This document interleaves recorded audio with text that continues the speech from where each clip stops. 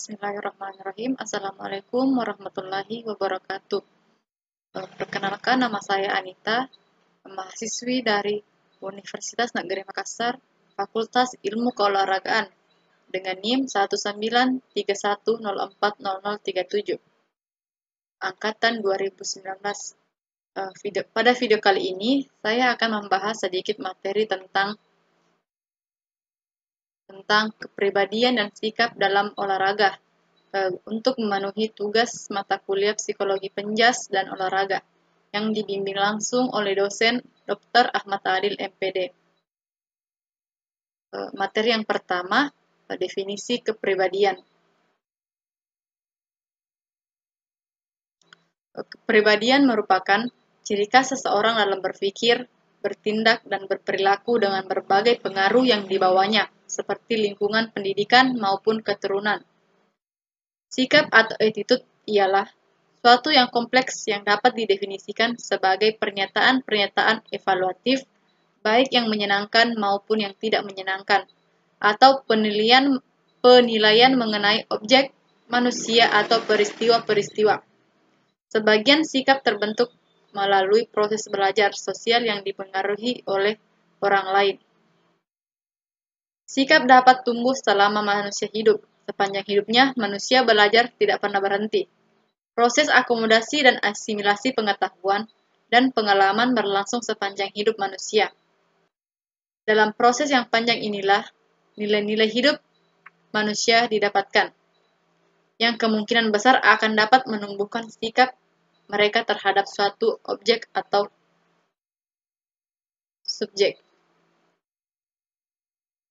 Menurut Purwanto, terdapat faktor-faktor yang mempengaruhi kepribadian, antara lain, yang pertama, faktor biologis. Faktor biologis merupakan faktor yang berhubungan dengan keadaan jasmani atau seringkali pula disebut faktor fisiologis, seperti keadaan genetik, pencernaan, pernafasan, peredaran darah, kelenjar-kelenjar, saraf, tinggi badan, berat badan, dan sebagainya. Kita mengetahui bahwa keadaan jasmani setiap orang sejak dilahirkan telah menunjukkan adanya perbedaan-perbedaan. Hal ini dapat kita lihat pada setiap bayi yang baru lahir. Ini menunjukkan bahwa sifat-sifat jasmani yang ada pada setiap orang ada yang dipengaruhi dari keturunan, dan ada pula yang merupakan pembawaan anak atau orang itu masing-masing. Keadaan fisik tersebut memainkan peran yang penting pada kepribadian seseorang. Kedua, faktor sosial. Faktor sosial yang dimaksud di sini adalah masyarakat, yakni manusia-manusia lain yang di sekitar individu yang bersangkutan. Termasuk juga ke dalam faktor sosial adalah tradisi-tradisi, adat istiadat, peraturan-peraturan, bahasa, dan sebagainya yang berlaku di masyarakat. Sejak dilahirkan, anak mulai bergaul dengan orang-orang di sekitarnya. Dengan lingkungan yang pertama adalah keluarga. Dalam perkembangan anak, peranan keluarga sangat penting dan menentukan bagi pembentukan kepribadian selanjutnya.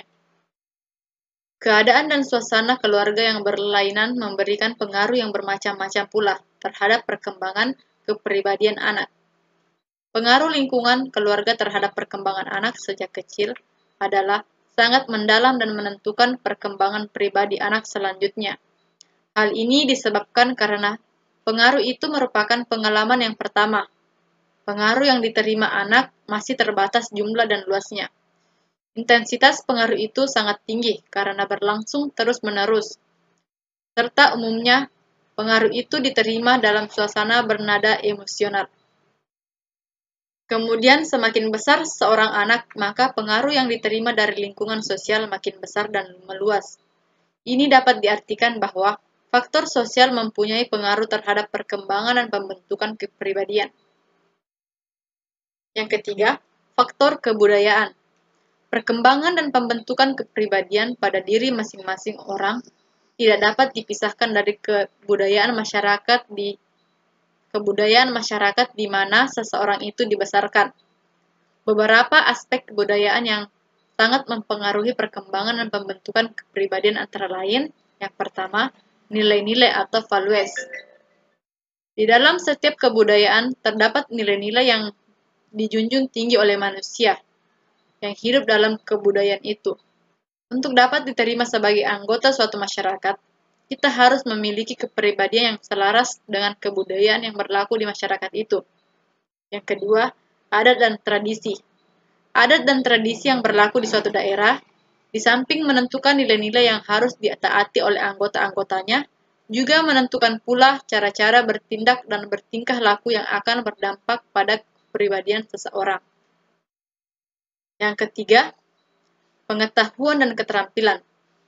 Tinggi rendahnya pengetahuan dan keterampilan seseorang atau masyarakat mencerminkan pula tinggi rendahnya kebudayaan masyarakat itu. Maka tinggi kebudayaan suatu masyarakat makin berkembang pula sikap hidup dan cara-cara kehidupannya.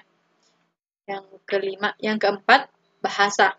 Di samping faktor-faktor kebudayaan yang telah diuraikan di atas, bahasa merupakan salah satu faktor yang turut menentukan ciri khas dari suatu kebudayaan. Betapa erat hubungan bahasa dengan kepribadian manusia yang memiliki bahasa itu.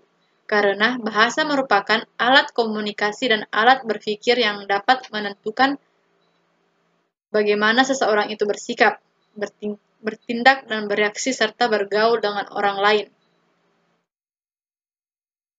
Materi yang kedua, definisi sikap. Sikap atau attitude adalah pernyataan evaluatif, baik yang menyenangkan maupun tidak menyenangkan terhadap objek, individu, atau peristiwa. Stephen dan Timothy, hal ini mencerminkan tentang perasaan seseorang terhadap seseorang tentang suatu.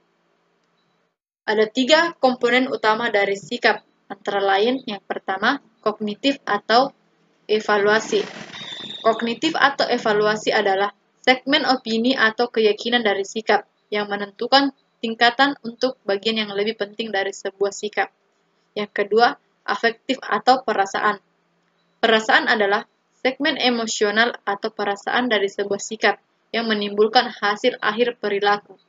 Yang terakhir, perilaku atau tindakan. Perilaku atau tindakan adalah sikap merujuk pada suatu maksud untuk berperilaku dalam cara tertentu terhadap suatu atau seseorang. Menurut Muhlas, sikap atau attitude ialah sesuatu yang kompleks yang dapat didefinisikan sebagai pernyataan-pernyataan evaluatif, baik yang menyenangkan maupun yang tidak menyenangkan, atau penilaian mengenai objek, manusia, atau peristiwa-peristiwa. Sebagian sikap terbentuk melalui proses belajar sosial yang diperoleh dari orang lain. Sikap terdiri dari berbagai tingkatan, yakni yang pertama, menerima atau receiving. Menerima diartikan bahwa orang atau subjek mau dan memperhatikan stimulus yang diberikan oleh objek. Yang kedua, merespon atau responding. Memberikan jawaban apabila ditanya, mengerjakan dan menyelesaikan tugas yang diberikan adalah suatu indikasi sikap karena dengan suatu usaha untuk menjawab pertanyaan atau mengerjakan tugas yang diberikan. Lepas pekerjaan itu, benar atau salah adalah berarti orang itu menerima ide tersebut. Menghargai. Mengajak orang lain untuk mengerjakan atau mendiskusikan dengan orang lain terhadap suatu masalah adalah suatu indikasi sikap tingkat 3. Misalnya, seseorang mengajak ibu yang lain atau tetangga, saudaranya, untuk menimbang anaknya ke posyandu atau mendiskusikan tentang gizi adalah suatu bukti bahwa si ibu telah mempunyai sikap positif terhadap gizi anak. Yang keempat, bertanggung jawab atau responsible. Bertanggung jawab atas segala sesuatu yang telah dipilihnya dengan segala resiko adalah mempunyai sikap yang paling tinggi.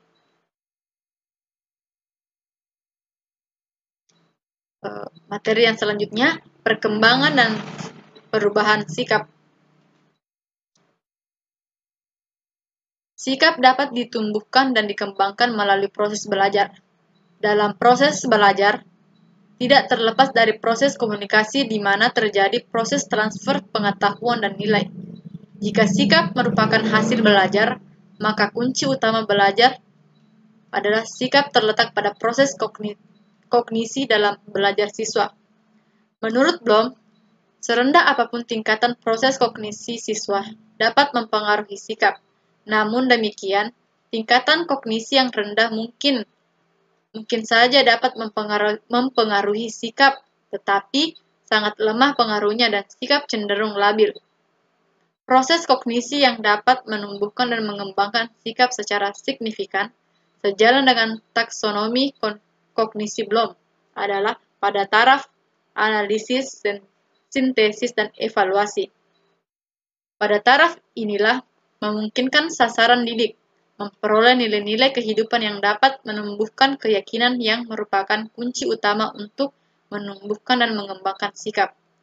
Melalui proses akomodasi dan asimilasi pengetahuan, pengalaman, dan nilai ke dalam otak sasaran peserta didik, seperti pendapat Piaget dalam Suharyat 2009, pada gilirannya akan menjadi referensi dalam menanggapi objek atau subjek di lingkungannya. Tidak semua informasi dapat mempengaruhi sikap. Informasi yang dapat mempengaruhi sikap sangat tergantung pada isi, sumber, dan media informasi yang bersangkutan. Dilihat dari segi informasi, bahwa informasi yang menumbuhkan dan mengembangkan sikap adalah berisi pesan yang bersifat persuasif. Selanjutnya, cara pembinaan sikap. Pelatih dapat menetapkan sasaran atau tujuan yang akan dilaksanakan melalui latihan mental atau mental training. Berikut sistematika latihan yang dilatih pendahuluan, latihan dasar, latihan mental, pemantapan dan pembentukan konsep diri. Pembinaan sikap dapat dilakukan dengan cara melatih mental atlet agar lama-kelamaan atlet tersebut sudah terbiasa dan dapat membentuk sikapnya secara permanen. Berikut cara-cara dalam pembentukan mental. Yang pertama, latihan pendahuluan. Latihan pendahuluan mental training atau preliminary training pada dasarnya meliputi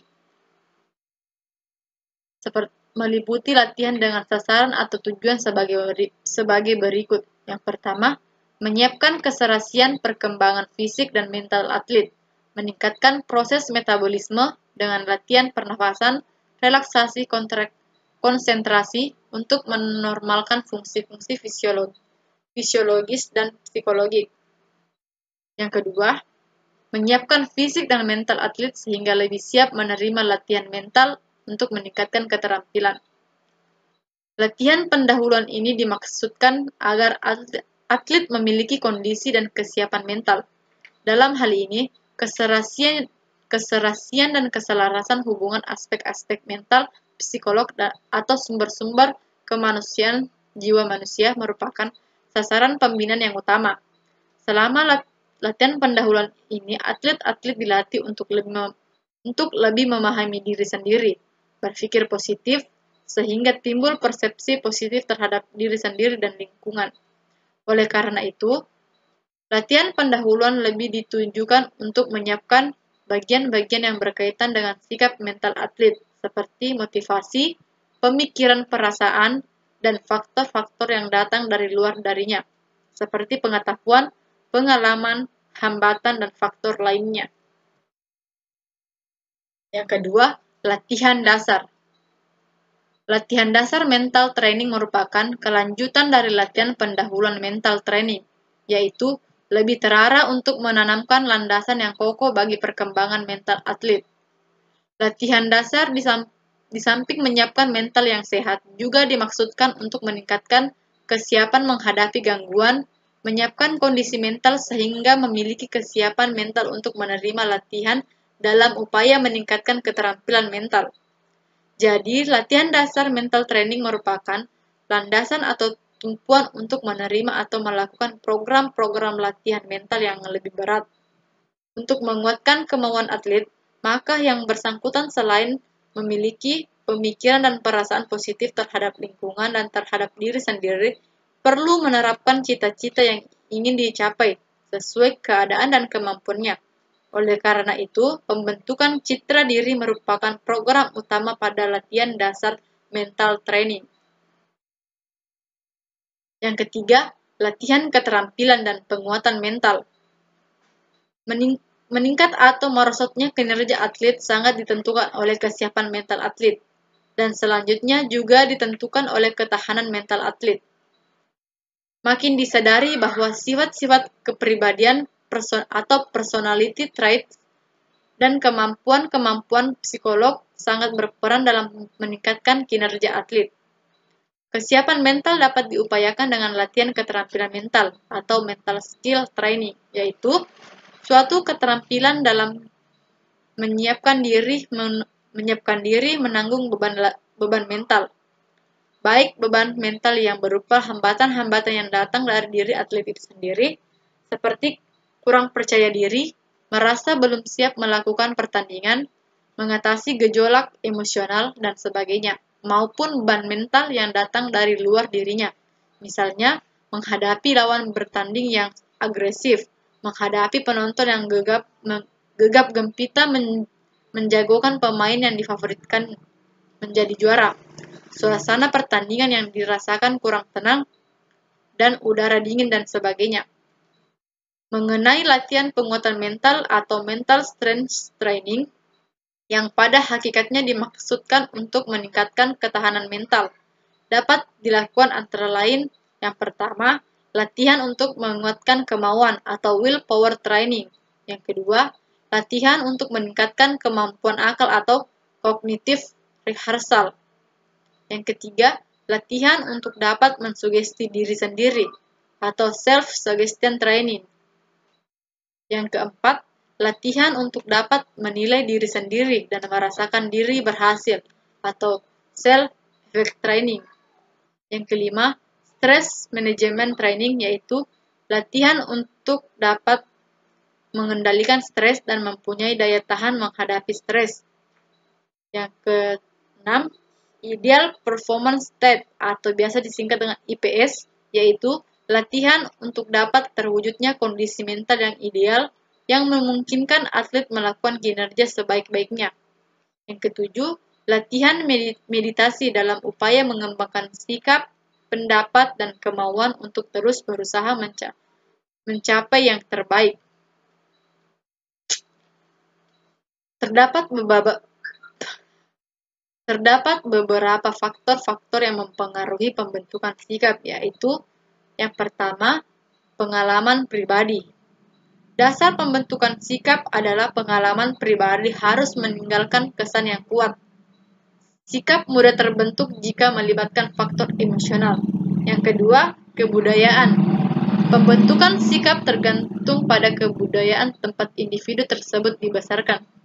Contoh pada sikap orang kota dan orang desa terhadap kebebasan dalam pergaulan. Yang ketiga, orang lain yang dianggap penting atau signifikan others,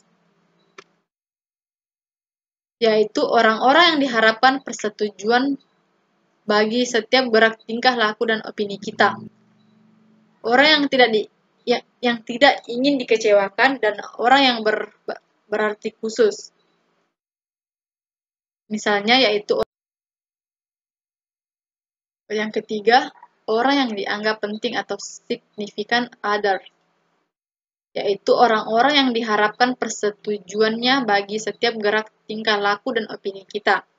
Orang yang tidak ingin dikecewakan dan yang berarti khusus, misalnya yaitu orang tua, pacar, suami, atau istri, teman dekat, guru, pemimpin.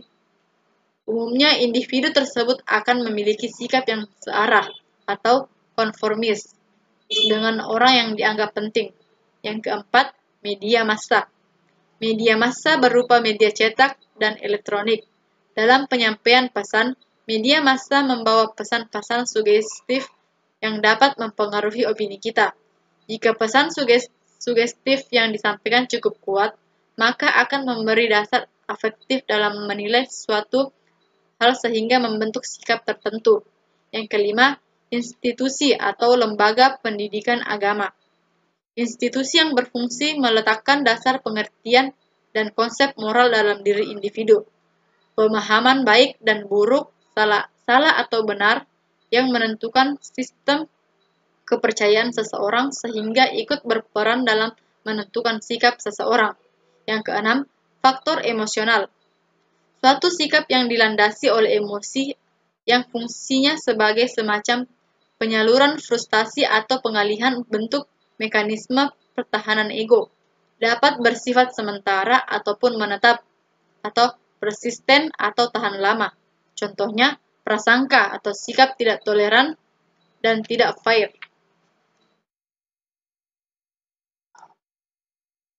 Selanjutnya, hubungan kepribadian dan sikap dalam olahraga.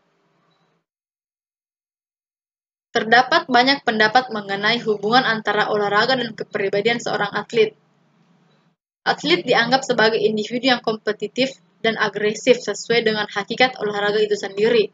Akan tetapi, hal ini belum tentu sesuai dengan tingkah laku atlet tersebut pada interaksinya sehari-hari.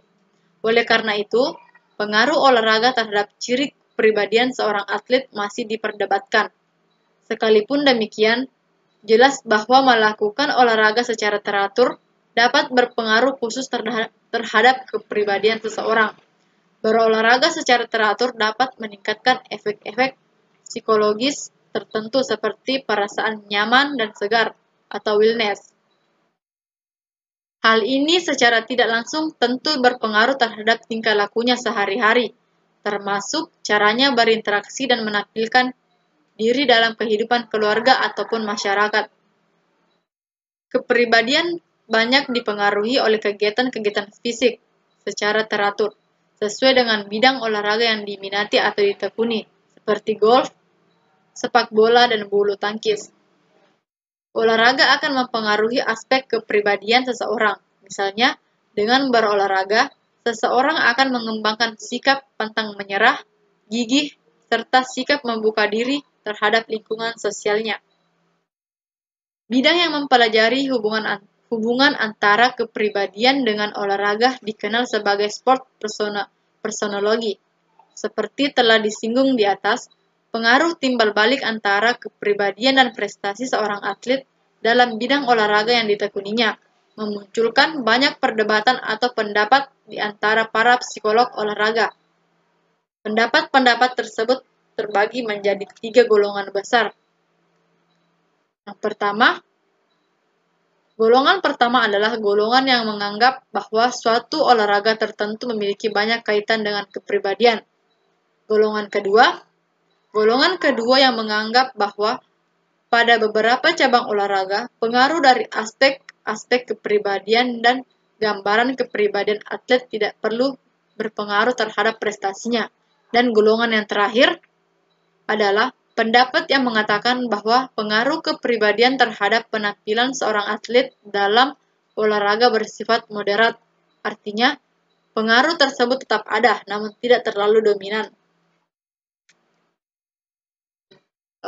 Sekian yang dapat saya sampaikan pada video kali ini. Semoga bermanfaat bagi kita semua. Kurang lebihnya mohon dimaafkan. Assalamualaikum warahmatullahi wabarakatuh.